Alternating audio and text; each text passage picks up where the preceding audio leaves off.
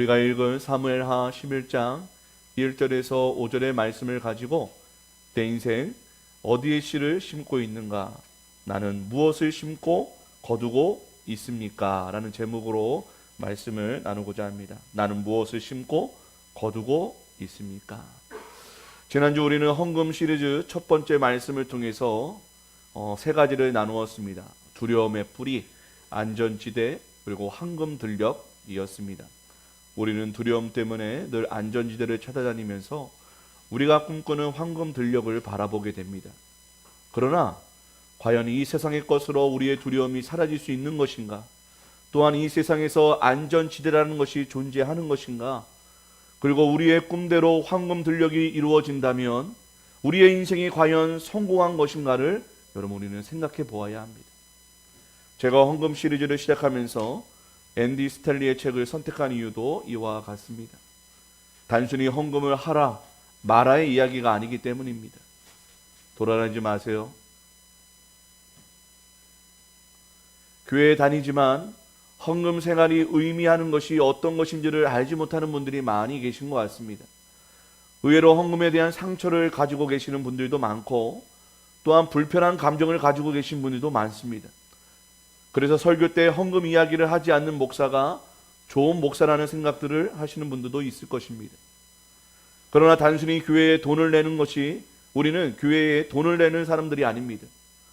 그것보다 더 중요한 의미가 있는 것입니다. 바로 헌금 생활의 의미입니다.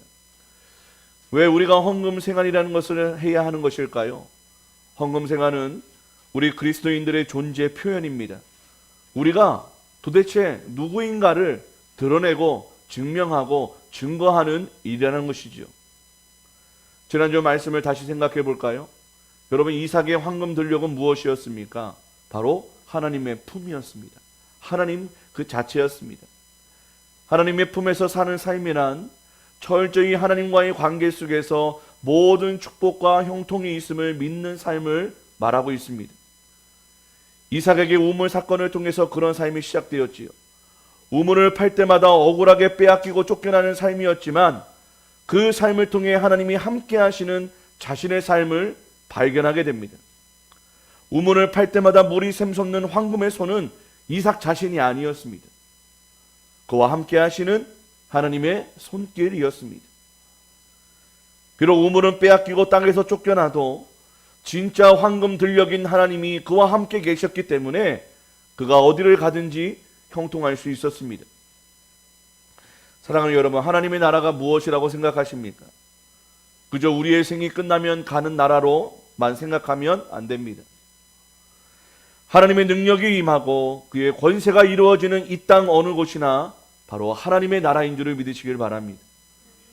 하나님께서 이삭에게 진짜 황금 들녘이 되어주셨을 때 이삭은 그 나라를 살아가기 시작합니다. 비록 이삭은 이 땅에서 이방인의 나라에서 살아갔지만 동시에 그는 하나님의 나라에서 살아갔던 것이지요. 마태복음에는 예수님이 말씀해 주시는 7개의 하나님 나라 비유가 있습니다. 예수님이 하나님의 나라가 무엇인지를 비유를 통해 알려주십니다. 그 7개의 비유마다 조금씩 차이가 있지만 결국 예수님이 말씀하시는 하나님의 나라란 3가지입니다. 첫 번째로 임재입니다. 우리 안에 시작된 나라이지요. 왜 임재일까요? 다른 사람들은 모르지만 나만을 알고 있는 경험이 바로 하나님에 대한 임재이기 때문입니다. 임재는 하나님이 나의 삶에 찾아오신 것입니다. 그 임재 안에서 하나님을 경험할 때 하나님 나라가 임한 것이지요. 두 번째로는 통치입니다. 임재가 일어나면 그 다음은 통치입니다. 하나님이 우리 안에서 우리를 다스리기 시작하시는 것이지요. 그래서 하나님이 싫어하시는 모습이 떠나가고 하나님이 기뻐하시는 모습이 우리 안에 자리를 잡아가게 되는 것입니다. 우리 안에 하나님의 나라가 시작되면 우리가 점점 하나님 나라의 백성의 모습으로 되어갑니다. 마지막으로 3번째, 역사입니다. 하나님의 나라가 우리 안에 임재하고 또한 하나님의 통치로 우리가 변화되면 이제는 하나님께서 우리를 통해 하나님의 일을 이루어 나가십니다. 그래서 하나님의 역사가 일어나는 것이지요. 성경이 바로 그 이야기를 해주고 있습니다. 하나님의 나라가 시작되는 이야기라는 것이지요. 하나님의 나라를 살아간다는 것을 쉽게 표현하면 하나님과 관계를 맺으며 그와 함께 살아간다는 것입니다. 아브라함이라는 사람도, 야곱이라는 사람도, 심지어 다윗도 하나님을 피상적으로만 알았습니다. 하나님을 알았지만, 하나님을 믿기도 했지만 그들은 하나님과의 관계 안에서 살아간다는 것이 무엇인지 몰랐습니다. 믿음과 삶이 같지 않았습니다. 그러나 그들이 인생의 큰 환난에서 진짜 하나님을 만났을 때 하나님의 나라가 그들에게 시작되었습니다. 그리고 하나님과의 관계 안에서 살아가는 새로운 삶이 열렸습니다. 요셉도 마찬가지지요. 그래서 그들이 하나님과의 관계 안으로 들어간 삶을 살기 시작할 때 그들의 이름도 바뀌게 되었습니다. 아브라함이 아브라함으로, 야곱이 이스라엘로, 사울이 바울로 바뀐 것이지요. 우리들도 마찬가지입니다. 하나님을 만나면 하나님과 우리의 관계가 시작되는 것입니다. 그렇게 되면 모든 것이 달라지는 거예요.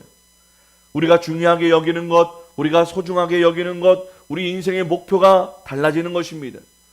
우리의 황금 들녘이 달라지는 것입니다. 하나님을 만나기 전의 황금 들녘과 만난 후의 황금 들녘은 같을 수가 없기 때문입니다. 그런 의미에서 성도에게 진정 의미 있는, 가치 있는 것은 성공이 아니라 성숙입니다. 하나님과의 관계 안에서 살지 않았을 때 우리는 세상에서의 성공을 바라보던 사람들이었습니다. 그것이 우리의 황금 들녘이라고 생각했습니다. 그러나 하나님과의 관계가 시작되면 우리의 황금 들녘이 달라지는 것이지, 성공이 아니라 성숙이 우리의 주제가 되는 것입니다. 어떤 것을 소유할까에서 어떻게 성숙할까로 바뀌는 인생이 된다는 것입니다. 우리 사람들은요, 사람들마다 느끼는 수치가 있습니다. 다 다르지만 수치감이 있다는 거예요. 여러분, 만일 성공하지 못해 수치를 느끼는 사람이 있다면 그 사람은 여전히 이 세상의 것을 향하여 목말라 하고 있는 사람일 것입니다. 그러나 내가 성숙하지 못함에 수치를 느낀다면 여러분들은 하나님 안에서 하나님께서 만들어가고 있는 사람인 줄을 믿으시기를 바랍니다. 성공하지 못해 수치를 느끼는 사람은 그 수치 때문에 부정적인 모습이 나타납니다. 분노를 하든가 시기하든가 좌절하게 됩니다. 그러나 성숙하지 못해 수치를 느끼는 사람은 오히려 그 수치 때문에 더 깊이 자신을 바라보게 되고 더 깊이 자신을 이해해 나갑니다. 하나님의 나라가 우리 안에 시작되면 바로 이런 일들이 우리에게 일어나게 되는 것이지요. 수치를 느끼는 것이 달라지게 된다는 것입니다. 앤디 스텔리의 책 밀턴 스캇의 이야기에서 나옵니다. 밀턴은 큰 섬유 공장의 주인일 뿐만 아니라 이 미국 남부의 유력한 가문의 사람이었습니다. 그런데 밀턴은 주어진 부유한 삶 대신 다른 삶을 선택합니다. 그것은 하나님의 말씀을 갈급해하는 사람들의 손에 하나님의 말씀을 주는 것이었습니다. 바로 성경 보급 사역이었습니다.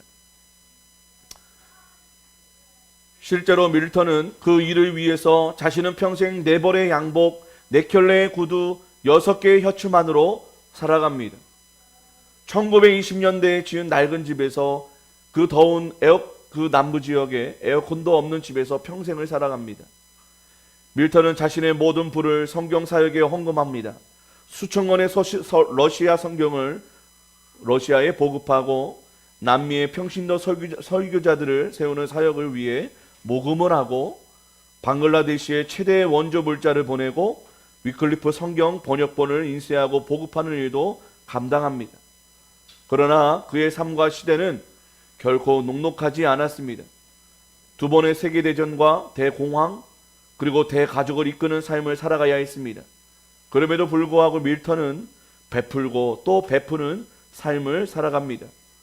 저는 밀턴의 이야기를 읽으면서 수치를 느꼈습니다. 제 자신이 성숙하지 못했음에 수치였습니다. 같은 그리스도인으로서 나의 부족함을 돌아보게 되었습니다. 밀턴은 어떻게 그런 삶을 살아갈 수 있을까요? 그는 이 땅이 아닌 하늘을 심는, 하늘의 열매를 수확하는 기쁨을 알았기 때문이라는 것입니다. 앤디 스탠리는 그것을 추수의 법칙이라고 부릅니다. 3가지 추수의 법칙이 있다고 말합니다. 추수에는 법칙이 있어요. 그것은 바로 뿌려야 추수가 일어난다는 것입니다. 어떻게 해야 한다고요? 뿌려야 추수가 일어난다는 거예요. 뿌리지 않으면 추수를 기대할 수가 없는 것이지요. 심는 것에서 돌려맞는 것이 추수이기 때문입니다. 좋은 추수를 원한다면 좋은 씨를 좋은 밭에 뿌려야 합니다. 또한 얼마의 씨를 뿌리느냐도 중요하겠지요. 적게 심고 많이 거두는 것은 추수의 법칙이 아니기 때문입니다. 오늘 성경 말씀이 다윗의 이야기를 통해 말씀해 주시려는 것도 마찬가지입니다. 여러분 다윗을 보십시오. 오늘 본문 2절을 한번 볼까요? 오늘 본문 2절 시작.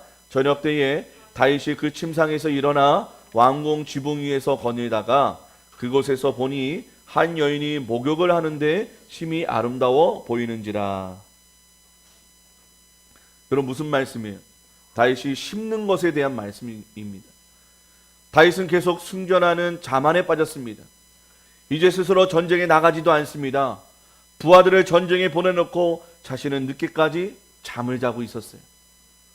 그래서 성경은 저녁 때에 다윗이 그 침상에서 일어나라고 일부러 기록하고 있다는 것입니다. 다윗이 지금 무엇을 심고 있습니까? 어떤 씨를 뿌리고 있습니까? 어디에 씨를 뿌리고 있습니까? 어디에 그 씨를 넉넉히 뿌리고 있냐는 거예요. 여러분 이전의 다윗과 비교해 보면 우리는 다윗의 변화를 쉽게 눈치챌 수 있습니다. 사무엘상 17장 26절을 함께 볼까요? 사무엘상 17장 26절의 말씀.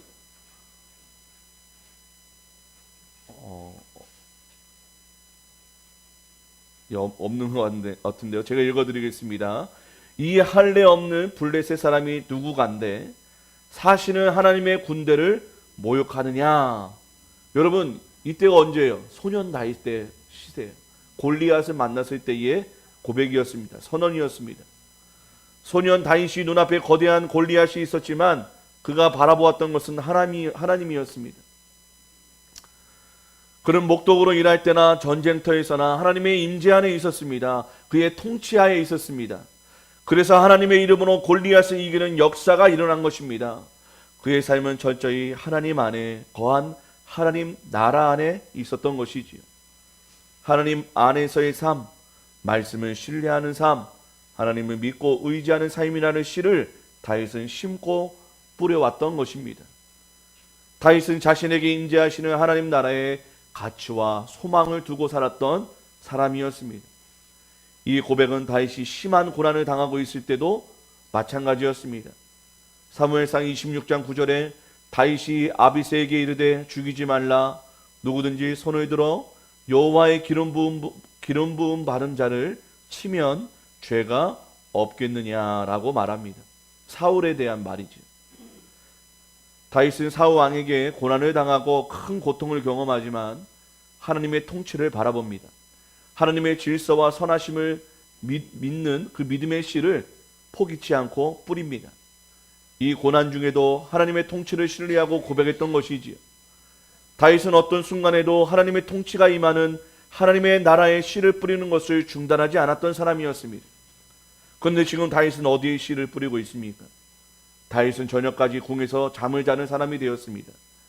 이것은 단순히 나태와 게으름을 말하는 것이 아니지요. 다윗은 자신에게 일어난 성공 때문에 더 이상 하나님을 바라보지 않았던 것입니다. 이제 더 이상 하나님 나라가 아닌 이 땅에 씨를 심는 삶이 되었다는 것입니다. 저 하늘이 아닌 이 땅에 씨를 심는 사람이 된 거예요. 자신의 명예와 권력 그리고 안락과 쾌락의 씨를 뿌린 것입니다. 네, 오늘따라 사단 마귀가 예배를 참 많이 방해하는 것 같습니다. 바로 끄세요, 목사님. 지금 뭐 하시는 거예요? 네, 차 때문에 그런가 봐요. 네, 오늘 날인 것 같습니다. 자신의 명예와 권력, 안락과 쾌락의 씨를 뿌린 것입니다. 하나님께 씨를 뿌리는 것을 중단합니다. 다윗의 삶의 가치와 우선순위가 달라진 거예요. 살아가는 이유와 목적이 변한 것입니다. 사랑하는 여러분, 여러분은 지금 어떤 씨를 뿌리고 계십니까? 어디에다가 씨를 뿌리고 있습니까?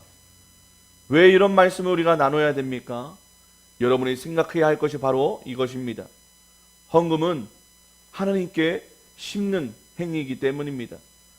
우리의 헌금 생활은 그저 교회에 돈을 내는 것이 아닙니다. 예배드리는 티켓값도 아니고 후원금도 아니고 교회 회원이 되기 위한 회비도 아닙니다. 그리고 헌금은 돈을 버리는 것이 아닙니다. 없어지는 것이 아닙니다. 헌금은 하나님께 심는 것이기 때문입니다. 하나님은 실제적인 성도의 가치와 사랑을 원하시기 때문입니다. 하나님은 아주 분명하게 인간의 본심을 꿰뚫어 보고 계십니다. 마태복음 6장 21절을 말하고 있지요. 내 보물이 있는 곳에 내 마음도 있느니라. 내 보물이 있는 곳이 나에게 가장 중요한 대상인 것입니다. 그렇기에 나에게 가장 중요한 대상이 하나님이라면 우리의 보물은 하나님을 향해 있다는 것이지요. 결국 우리가 드리는 헌금을 보시고 우리의 마음의 무게를 측정하십니다. 그리하여 하나님은 온전히 자신을 사랑하는 자의 마음을 바로 이 헌금을 통해 보시고 그 마음에 합한 축복을 베풀어 주신다는 거예요. 이런 질문이 들 수 있어요. 왜 유독 헌금만 가지고 그러실까? 그렇게 따지고 싶으시다면 스스로 물어보시길 바랍니다. 내가 제일 가치 있고 좋아하는 이 땅의 것이 무엇인지 말입니다. 그래서 헌금에 찔림이 없는 성도야말로 하나님을 진정 사랑하는 성도임을 스스로 증명하는 것일 것입니다. 동시에 오직 우리가 하나님을 우선순위로 살아갈 때 우리는 그 어떤 것에도 종이나 노예가 되지 않고 중독되지 않는 삶을 살 수 있기 때문입니다. 하나님께 심으라는 것은 결국 우리를 이 세상으로부터 지키고 보호하시려는 하나님의 사랑이 포함되어 있는 것입니다. 우리가 드리는 헌금의 유익함은 이것으로 끝나지 않지요. 우리가 하나님을 사랑함으로 하나님께 믿음을, 희생을, 물질을 심으면 반드시 하늘의 축복과 은혜를 수확하게 해주십니다. 결코 헌금은 없어지거나 사라지는 것이 아니라 하나님께, 그리고 지금도 임재 중에 있는 하나님 나라에 심겨지고 있는 것입니다. 심겨진다는 것은 언젠가 추수할 때가 온다는 것이 아니겠습니까? 사랑하는 여러분, 우리 하나님께 영원한 나라에, 영원한 그 하나님의 나라에 씨를 심는 지혜롭고 거룩한 성도가 되시기를 축복합니다. 추수의 법칙 두 번째, 무엇을 위해 심느냐는 것이죠. 헌금 생활을 하면서 무엇을 위해서 심는지를 모른다면 어떻게 되겠습니까? 우리의 헌금 생활은 무엇을 위해 심는 것일까요? 우리는 두 가지의 삶 앞에 먼저 서 있습니다. 먼저 두려움이 이끄는 삶과 하나님이 이끄는 삶입니다. 세상 나라의 모습과 하나님 나라의 모습인 것이지요. 우리는 무엇에 이끌리며 계십니까? 많은 사람들이 두려움 때문에 나를 위해 심습니다. 나의 성공을 위해 심습니다. 나의 노후를 위해 심습니다. 심어도 부족함을 느낍니다. 심어도 그럼에도 불구하고 우리의 두려움은 사라지지 않습니다. 앤디 스탠리의 책에도 이런 말이 나옵니다. 예수님의 요구와 세상의 요구가 있습니다. 세상의 요구가 무엇입니까? 우리 자신을 스스로 돌보라는 것입니다. 그래서 그것을 위해 씨를 뿌리라는 거예요. 실제로 많은 사람들이 그렇게 살아갑니다. 성도들도 예외는 아니지요. 많은 분들이 교회에 나와 신앙생활을 하지만 자신을 위해 씨를 뿌리는 것밖에 모릅니다. 그런데 예수님의 요구는 다릅니다. 하나님의 나라를 위해 씨를 뿌리는 것, 그리고 다른 사람을 위해 씨를 뿌리는 것을 말씀해 주십니다. 다른 사람을 위해 뿌리는 것, 하나님 나라를 위해 뿌리는 것이 도대체 구체적으로 무엇일까요? 그것은 가난한 자를 돌보라는 것입니다. 이 가난한 자를 돌보는 이 착한 일과 함께 복음을 통해 영혼을 구원하라는 것입니다. 이것이 하늘의 씨를 뿌리는 거예요. 하나님은 우리를 통해 가난한 사람들을 돕기 원하십니다. 가난한 사람이 누구입니까? 하나님의 생명에서 멀어진 사람입니다. 단순히 물질적 가난이 아닙니다. 영적인 가난, 관계의 가난까지 돌보라는 것입니다. 우리는 영육의 구원과 회복을 위해 헌금을 하고 있는 거예요. 또한 그런 일은 혼자서 할 수 없습니다. 함께 해야 하는 것입니다. 교회는 바로 그런 일에 동참하려는 자발적 참여자들입니다. 하나님은 그런 사람들을 보고 싶어 하는 것이지.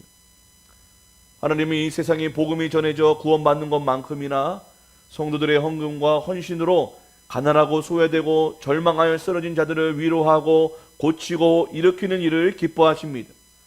예수님도 복음과 함께 사람들의 배고픔을 채워주시고 그들의 질병과 그들의 귀신들을 쫓아내셔서 가난과 질병으로부터 구원해 주셨습니다. 영혼과 함께 그들의 육체와 마음까지 구원해 주신 것이지요. 예수님의 몸인 교회도 영혼 구원과 구제 사역이라는 두 개의 큰 사명을 위해 존재해야 합니다. 그리고 이 두 개가 공존해야만 하나님의 뜻을 온전히 이룰 수 있습니다. 모든 영혼은 복음이 필요합니다. 그러나 사람들은요, 그 영혼의 필요를 몰라요. 대신에 사람들은 육신의 필요, 마음의 필요는 느낍니다. 그래서 우리는 먼저 그들이 필요하고 느낄 수 있는 그 필요와 도움을 먼저 줘야 된다는 거예요. 그 다음에 영혼의 필요인 복음을 전해야 한다는 것입니다. 이 귀하고 지치지 않는 사랑만이 영혼의 문을 열 수 있는 키가 될 것입니다. 우리의 선행으로 많은 영혼들을 구원하는 우리 복된 더 살아가는 교회가 되기를 또한 소망합니다. 마지막으로 추수의 법칙 세 가지는 세 번째는 추수에는 기쁨이 있다는 것입니다. 또 열매의 기쁨인데요, 그것은 선순환의 기쁨 또한 있다는 것입니다. 거두는 기쁨이 있어요. 그래서 그 사람들은 다시 씨를 뿌립니다. 그리고 또 다른 기쁨의 수확을 거두게 됩니다. 이렇게 성도에게는 추수의 법칙이 있다는 것입니다. 씨를 뿌리고 기쁨의 수확을 경험하면 다시 씨를 뿌리고 또 다른 기쁨을 수확하는 법칙이라는 것입니다. 이것을 기쁨의 선순환이라고도 부를 수 있을 것 같습니다. 우리 고린도후서 9장 8절의 말씀을 함께 읽을까요? 고린도후서 9장 8절 시작. 하나님이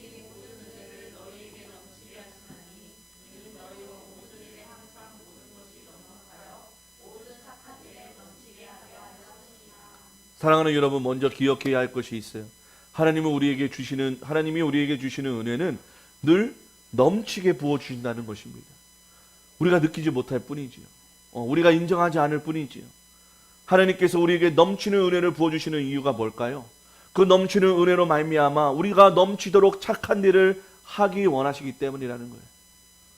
이게 바로 선순환입니다. 하나님이 우리에게 뿌리시면 우리도 착한 일을 뿌립니다. 그러면 착한 일의 열매가 하나님께 영광이 되어 다시 올라가고, 그런 더 많은 은혜가 우리에게 부어지고 우리는 더 많은 착한 일을 또 할 수 있게 되는 것입니다. 이와 함께 씨를 뿌리고 기쁨의 수확을 거둬본 사람은 이 말씀의 의미를 알게 되는 것입니다. 그리하여 그 기쁨과 영광으로 계속해서 씨를 뿌리고 거두는 삶을 살게 되는 것이지요. 제가 하나 우리 예담이 자랑할 게 있어요. 예담이, 하담이, 보담이 다. 우리 지난주에 예배, 주일날 예배가 끝나고 제가 우리 김웅태 집사님 댁에 가서 이렇게 또 이사도 하시기 때문에 신방 예배를 드렸습니다. 그러면서 그날 또 특별히 예담이 생일이라 제가 돈을 조금 줬어요. 이렇게 선물로. 그랬더니 근데 제가 성경이 사실 많아요. 좋은 성경이 많은데 하필 제가 그 신방 때 가지고 다니는 성경이 좀 이렇게 헌 성경이에요. 그거를 언제 또 보았는지 자기네들끼리 또 이렇게 얘기를 해서 목사님 성경을 사드려야 되겠다는 생각을 했나 봐요. 그래서 이게 42,000원짜리거든요. 비싼 거예요. 그래서 예담이가 3만 원을 내고 나머지 12,000원 정도를 우리 보담이하고 하담이하고 나눠서 성경책을 사서 저에게 줬더라고요. 저 이걸 보면서 말씀을 준비하면서 그래, 우리 예담이가 그 돈 5만 원 정도 줬었는데 그 정도면 나름 꽤 큰 돈인데 자기의 육신과 마음을 위해 쓰지 않고 목회자를 섬기고 또 이렇게 섬기는 그 모습을 통해서 우리 예담이가 참 잘했다. 하늘에 심었구나. 하나님께 심었구나. 하나님이 갚아주시고 하나님이 더 좋은 것으로 또 채워주시겠구나. 그러면서 하나님, 우리 예담이, 보담이, 하담이 평생에 물질로 어려움당치 않는 풍성한 인생 되게 해달라고 또 축복해주고 또 축복을 하게 되었습니다. 여러분 참 잘한 일을 갔죠. 제가 뭐 선물 받은 게 좋은 게 아니라 좋지만, 그것도 참 좋지만 참 이렇게 누군가를 위해 섬길 수 있고 그 씨를 심는다는 것이 참 복된 일이고 참 귀한 일인 것 같습니다. 우리 예담이, 하담이, 보담이 하나님께서 정말 심은 만큼 더 좋은 것으로, 더 많은 것으로 30배, 60배, 100배의 하나님의 은혜와 결실을 수확하고 추수하게 되는 복된 자녀들 될 줄을 믿습니다. 예, 여러분, 근데 반대의 일도 있다는 거예요. 악순환입니다. 악순환. 잘못 뿌리면 잘못된 수확을 얻게 된다는 것입니다. 다윗의 교구가 그랬어요. 밧세바를 강제로 데려다가 간음을 했는데 생각지도 못한 일이 벌어집니다. 죄악의 씨가 열매를 맺어서 밧세바의 임신이라는 불행의 열매를 맺게 되었습니다. 그러자 나비 효과처럼 점점 죄악의 열매가 점점 거대해집니다. 이제는 감당할 수 없게 됩니다. 결국 다윗은 이것을 감추기 위해 밧세바의 남편 우리아를 전쟁에서 불러옵니다. 그리고 그에게 아내와 시간을 가지라고 짐으로 보냅니다. 그러나 우리아가 어떻게 하죠? 집에 가지를 않습니다. 왕궁문 앞에서 부하들과 자는 거예요. 우리 사무엘하 11장 8절 9절 함께 있습니다. 시작. 그가 또 우리아에게 이르되 내 집으로 내려가서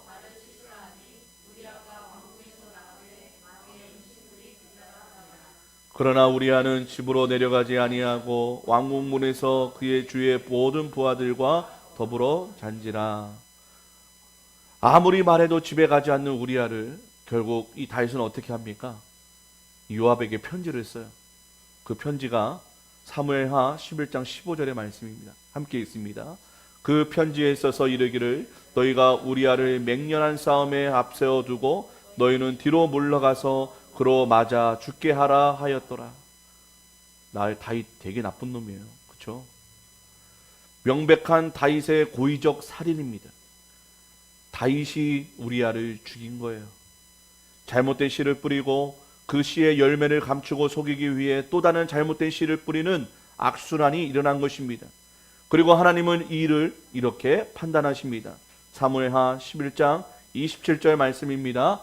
그 장례를 마침에 다윗이 사람을 보내 그를 왕국으로 데려오니 그가 그의 아내가 되어 그에게 아들을 낳으니라. 다윗이 행한 그 일이 여호와 보시기에 악하였더라. 하나님과 그 나라에 씨를 뿌렸던 다윗이 자기 자신에게 씨를 뿌리게 되자 교만과 자고함, 나태와 안락함, 거짓과 살인이라는 악한 열매를 추수하게 되었다는 것입니다. 우리나라 속담에 콩 심은 데 콩 나고 팥 심은 데 팥 난다라는 속담이 있습니다. 내가 심은 대로 거둔다는 거예요. 다윗은 잘못된 씨를 잘못된 땅에 심은 잘못으로 나단 선지자와 백성들에게 망신을 당합니다. 자기 자식에게 배반과 반역을 당하는 칼의 저주를 당하게 됩니다. 그리고 자신이 남의 아내를 범한 것처럼 동일하게 눈앞에서 아내를 뺏겨 백주 대낮에 범함을 당하게 될 것이라고 저주당합니다. 우리가 아는 대로 이 저주는 곧 다 이루어집니다. 그의 아들 압살롬이 반역을 일으켜서 다윗은 비참한 도망자 신세가 됩니다. 그리고 아들 압살롬이 다윗의 후궁들을 백주 대낮에 범하는 비극이 일어나게 됩니다. 심은 대로 거둔 것입니다. 사랑하는 여러분, 여러분들은 어떠십니까? 지금 나의 삶은 선순환이십니까? 악순환이십니까? 만일 악순환 중에 계시다면 내가 어디서부터 이 악순환이 시작되었는지를 생각하고 회개하시기를 바랍니다. 끊으시기를 바랍니다. 그리고 나의 씨를 나의 교만과 정욕, 안락과 행복에 뿌리지 말고 하나님께 뿌리는 일을 시작하시기를 바랍니다. 하나님께 뿌리는 일은 사람들에게 나의 착한 행실을 통해 예수를 전하는 일입니다. 그리고 교회의 헌금을 너그럽고 넉넉하게 드리는 일입니다. 이 일을 위해 나의 필요의 공급은 내가 아닌 오직 여호와 하나님이심을 믿고 두려움의 뿌리를 뽑아내시기를 바랍니다. 그리고 이 땅이 아닌 저 하늘에 씨를 뿌리시기를 바랍니다. 그래야만 우리의 악순환이 끊어지고 선순환이 시작될 것입니다. 만일 선순환의 삶을 살고 계시다면 이 선순환의 시작은 하나님께 있음을 기억해야 합니다. 고린도후서 9장 10절에서 11절의 말씀인데요. 함께 읽겠습니다. 시작. 심는 자에게 씨와 먹을 양식을 주시는 이가 너희 심을 것을 주사 의의 열매를 더하게 하시리니 너희가 모든 일에 넉넉하여 너그럽게 연보를 함은 그들이 우리로 말미암아 하나님께 감사하게 하는 것이라. 바로 심는 자에게 씨와 먹을 양식을 주시는 하나님이 계심을, 또 그것을 그 하나님께 크게 감사함을 우리에게 말하고 있습니다. 그리고 내 필요를 채우시는 하나님이 나에게 계심을 믿고 가난하고 연약한 이웃과 교회를 섬기는 것으로 여러분의 삶을 넘치도록 채우셔야 합니다. 그리하여 영혼을 구하는 일에 우리가 쓰임 받게 되는 것이지요. 우리의 의의 열매는 영혼 구원이기 때문입니다. 이 일이야말로 우리의 씨를 하늘에 심는 것입니다. 그리고 교회 운영과 목회자들의 안정된 삶, 그리고 전도와 선교를 위한 헌금을 아낌없이 드리는 일 또한 하늘에 심는 것입니다. 하나님이 돈이 없으셔서가 아니라 심은 대로 거두는 것이 하나님의 법칙이기 때문입니다. 그래서 우리를 이 땅이 아닌 하늘에 심게 하셔서 하늘의 축복을 우리에게 풍성하게 주시고 싶어 하시기 때문입니다. 우리의 착한 일은 우리의 이웃들을 향한 섬김과 복음 전도일 수도 있고 하나님께 드리는 헌금의 삶이 될 수 있을 것입니다. 그러나 중요한 것은 넉넉하게 해야 한다는 것입니다. 아까운 마음으로 억지로 하는 마음이 아니라 기쁨과 자원함으로 그리고 넉넉하게 베풀고 드려야 한다는 것입니다. 왜냐하면 하나님은 우리의 이런 행위를 씨를 심는 것으로 여겨주시고 기쁨과 자원함으로 그리고 넉넉하게 갚아주시기 때문입니다. 소자에게 한 것이 나에게 한 것이라고 말씀하신 예수님의 말씀을 꼭 기억하시기를 바랍니다. 우리 모두가 이 풍성한 선순환의 주인공이 되시기를 축복합니다. 그리고 의의 열매 곧 영혼 구원의 열매를 거두시는 복된 추수꾼이 되시기를 축복합니다. 그래야 여러분의 헌금 생활을 통해 하나님께서 베풀어 주시는 수확의 기쁨을 우리 모두가 경험해 보시기를 축복합니다. 그것이 또다시 하나님께 씨를 뿌리게 되는 우리의 동력이 되시기를 또한 소망합니다. 그리하여 우리 모든 삶에 하나님이 주시는 선순환이 일어나 우리의 삶이 더욱더 풍성하고 의의 열매를 맺게 되는 복된 교회, 복된 성도 되시기를 주님의 이름으로 축원합니다. 축원합니다.